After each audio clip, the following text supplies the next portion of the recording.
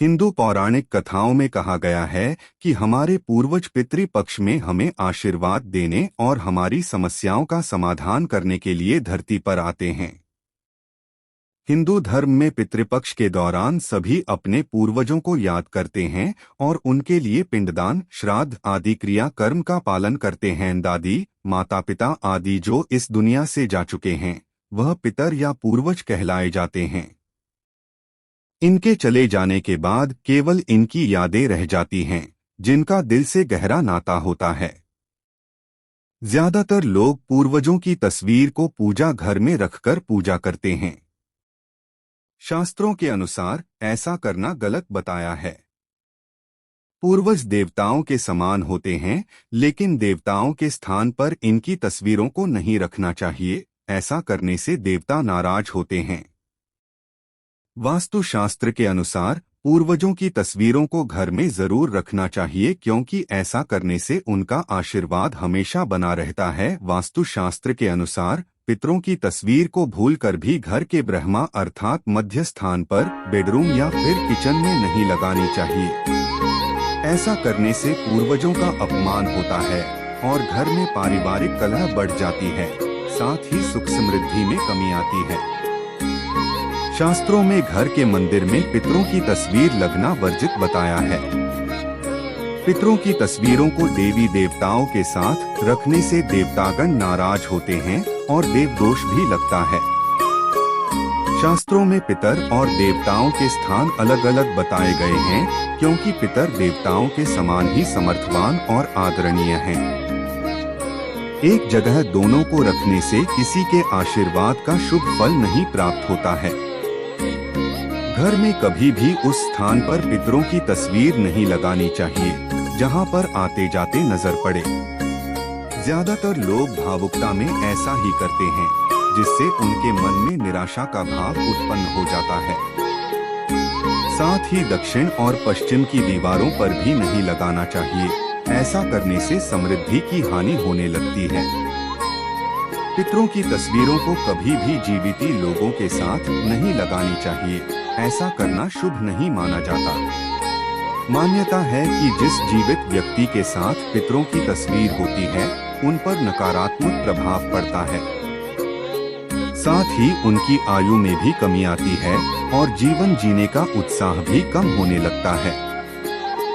वह व्यक्ति डिप्रेशन का शिकार हो सकता है। वास्तुशास्त्र के अनुसार पितरों की तस्वीरों को हमेशा उत्तर की दीवारों पर लगाएं, ताकि उनकी दृष्टि दक्षिण की ओर रहे।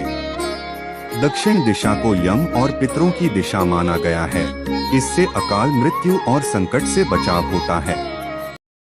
साथ ही आप उत्तरी हिस्से के कमरों में ईशान कोण, उत्तर पूर्व या फिर ऐसे स्थान पर तस्वीर लगाएं जो दिशादोष से मुक्त हो। पितरों की तस्वीर को कभी भी लटकाकर नहीं रखना चाहिए। इनकी तस्वीरों को रखने के लिए अलग से एक लकड़ी स्टैंड बनवा लेना चाहिए। ध्यान रहे कि कभी पूर्वजों की एक अधिक तस्वीर नहीं होनी चाहिए और उन पर कभी अतिथि की नजर न पड़े। ऐसा करने से घर में नकारात्मकता आती है। वास्तुशास्त्र के अनुसार घर का मुख्य द्वार हर किसी व्यक्ति के लिए बेहद महत्वपूर्ण माना जाता है।